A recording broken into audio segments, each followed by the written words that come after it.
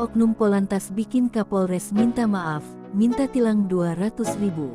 Seorang oknum polisi lalu lintas Polantas diduga meminta tilang ke seorang pengendara dengan nominal tak masuk akal.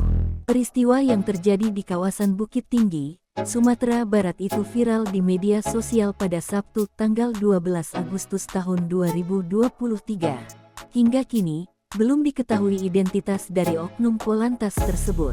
Dikutip dari Kompas.com, pada video yang beredar, ada narasi oknum Polantas meminta tilang senilai 200.000. Sebelum meminta tilang, oknum tersebut mengejar pengendara roda 2 yang menurutnya melanggar lalu lintas.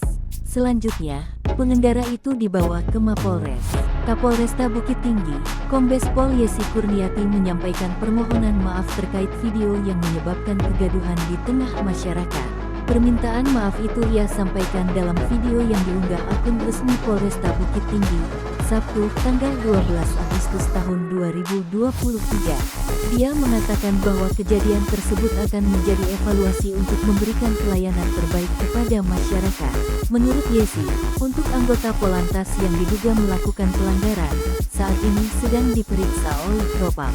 Yesi mengimbau kepada masyarakat agar